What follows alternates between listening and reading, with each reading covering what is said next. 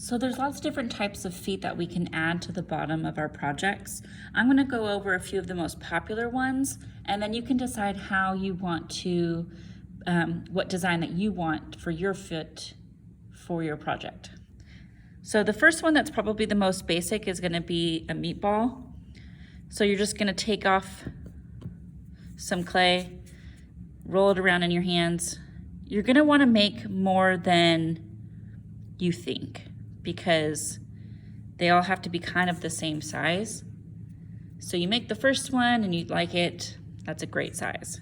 You make the second one and you realize, oh, hey, this one's kind of a little bit bigger. Let me try again.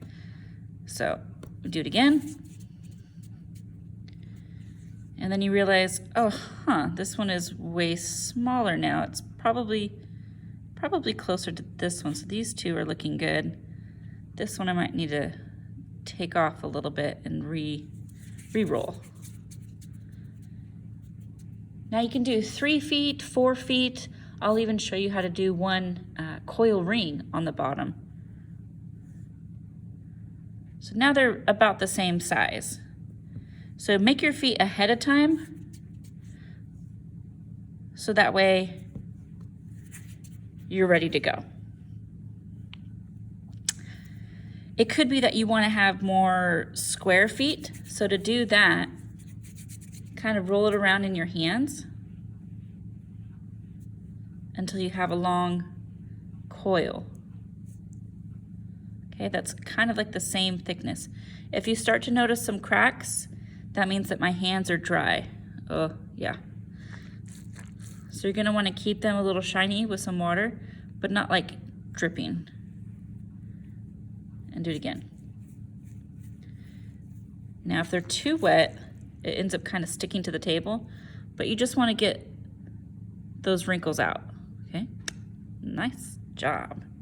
So here's my coil, and I'm going to use a serrated rib that has the flat end on it. So there's the spiky end that has teeth, that's the serrated part, and there's also a flat end that's just sharp. This is kind of a nice tool, and I'm going to show you how we can cut this into even pieces. So you can start from anywhere. And then I'm going to measure, like, how big do I want my feet? Maybe something like that, kind of like a mini marshmallow size. I'm going to line it up so I can see the bottom is about the same as the top. So you just line it up again.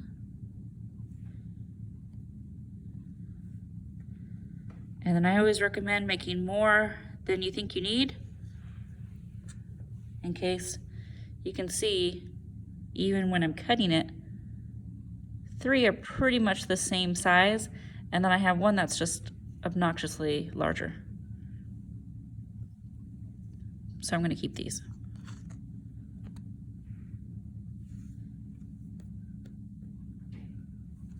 Now, if you wanted to do a giant foot ring, you're going to take a larger amount of clay, smash it in your hands, and kind of roll it around so it's thinner.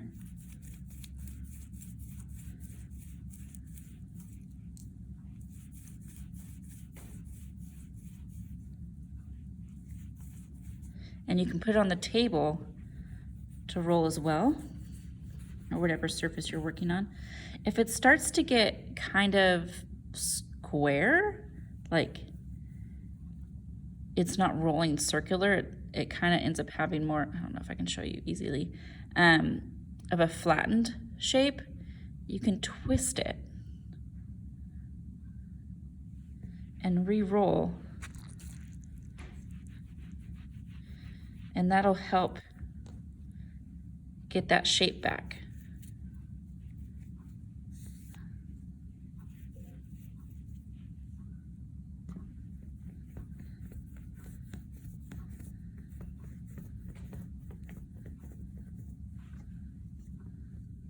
So if it tends to build up, you can twist and it'll get into a nice circular shape. So I'll start with one, and then I'll show you how to do the other ones. So here is your pinch pot. Gorgeous. I explained a little bit how you can use a serrated rib to buff out and smooth the outside surface. So if you have something that's really bumpy, let's say, you can see your marks and you're looking at it from the side and you're like, gosh, I wish I could just get rid of those. An easy way to do that is to take that serrated edge and rough up the sides. It almost doesn't make sense, but at the end, it will be worth it. So as many directions as you can go, you're gonna be leveling out the surface and all of those bumps will disappear. Then you flip it around to the straight side, get it wet, and it'll smooth. And you'll notice how smooth and level everything will be again. So I find this super like oddly satisfying, roughing up a surface and then smoothing it out.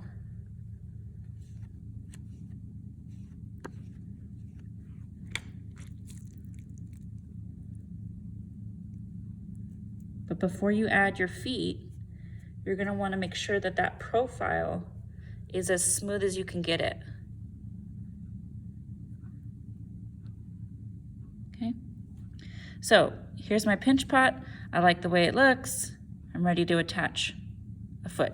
So the first one is a coil ring. You're going to overlap and cut using that straight edge. I like to cut at an angle, and I'll show you why. So I cut it.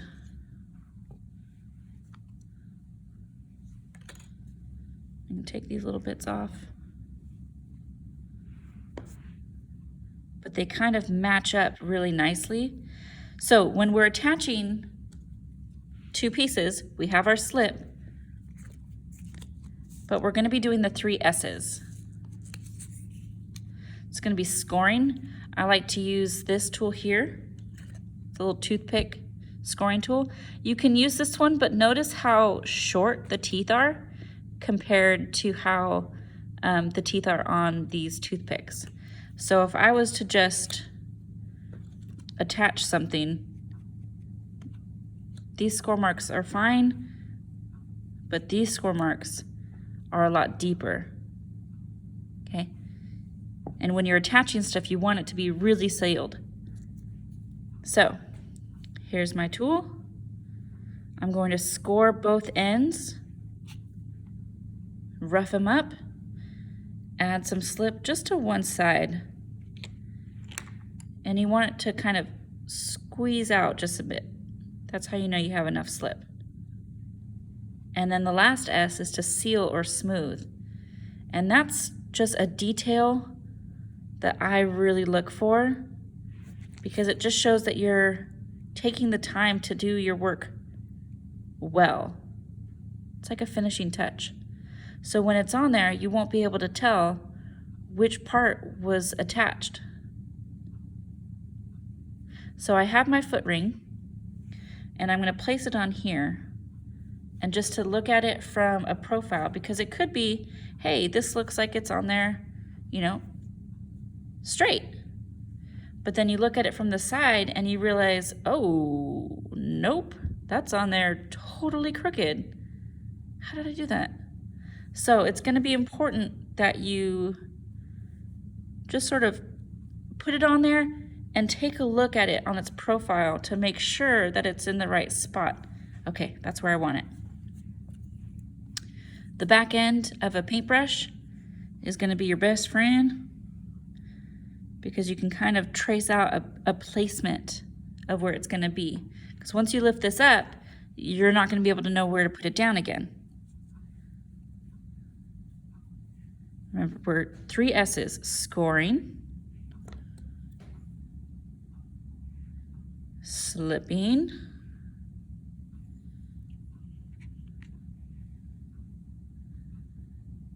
push down, and then we're gonna seal. Because you can see my score marks, right? And it has enough slip because I can see it kind of oozing out from underneath. But I don't want to see those marks. That's that detail that I'm really looking for. So you can use a bunch of things. You can use some tools that you have in your take-home kit. Get those wet and kind of blend it. Really getting into that crease so that way you can't see those marks. You can use your fingers to smooth it away and really seal it well. Okay. You can also use a paintbrush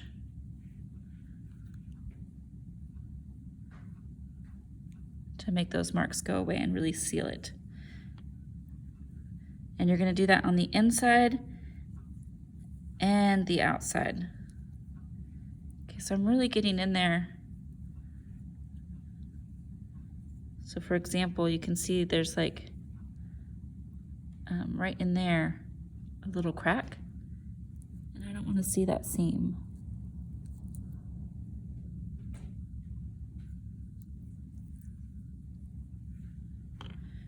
And then tap it on the table so that way you know that this bottom is level.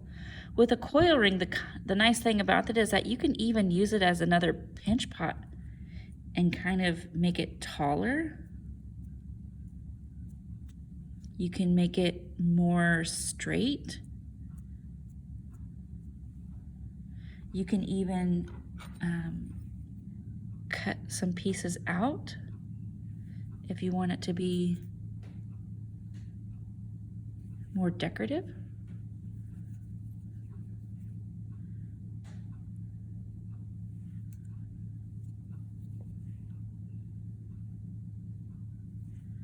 So I'm just trying to make mine a little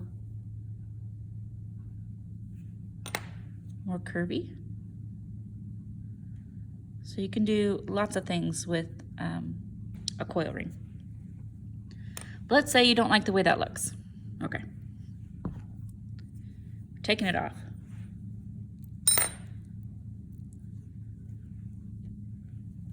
Starting over. It's totally fine to do. You gotta love what you do. If you don't, try and fix it before you keep investing time into it. So let's go back to our meatballs. Now, if you just stick them on there, there's not much surface area and it tends to fall off. So what I recommend is that you kind of take a little bit off the top to make it flatter. And then you can score, add your slip.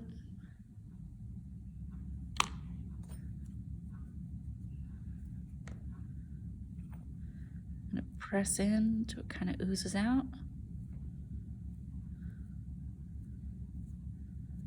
I'm really pressing down.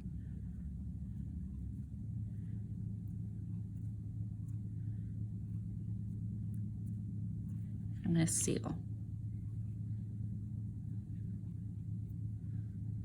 Seal it in place, smooth it in. You can even use a tool to kind of blend all that clay down.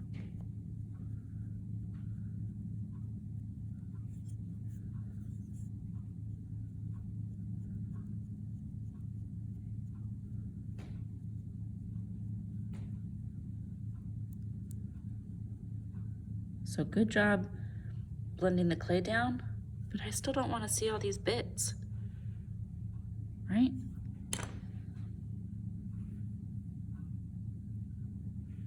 So you can either use your finger, you can use a tool, just smooth it so it looks really nice.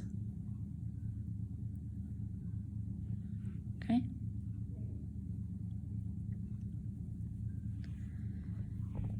So that could be the first one. And then remember that you want to kind of place it to where you think the other ones are going to be, holding it up each time. So I'll show you with these smaller ones how they'll look. So once again, if I just placed it straight on, you can see when it rests on something level that it sticks up. Really only this part, this little tip is resting on a surface. So it's going to be important to use a tool and cut. So that way it's at a bit of an angle. So that when you put it on here, since this is a curved angle, it kind of matches and then it lays flat. So when you put it onto a flat surface, there's a lot more surface area and it lays level. So that's another option of what you can do feet-wise. And remember, you'd scratch it up where you want it to be placed. You're gonna add your slip. Really tuck it in. Smash it nice. Okay, and then that third step, you gotta seal. You gotta make it smooth. For this one, you'd be really gentle because you want to keep that straight shape. If you go in too hard, it's gonna dent.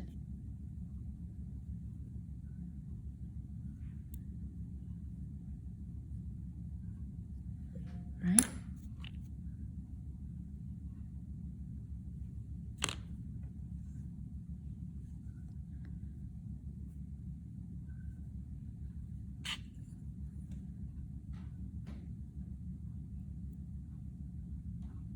All right, so those would be two different or three different feet that you can do. And remember, you can make them as wild as you want. If you wanted it to be like a spike, I'll show you an example. You know, something crazy like this. Awesome. Start with a meatball. Make it into like a teardrop shape. And this part is going to be where you attach.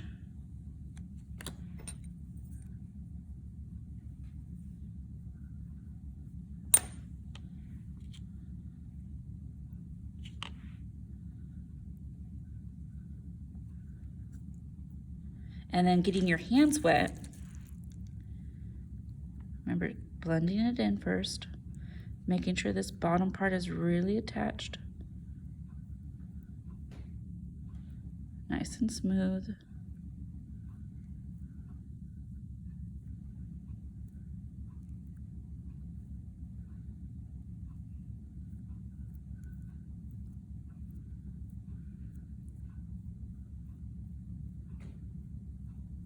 I don't want to see the seams.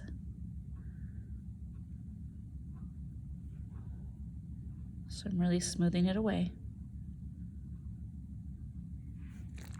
And then you can kind of pull in between your fingers and your thumb.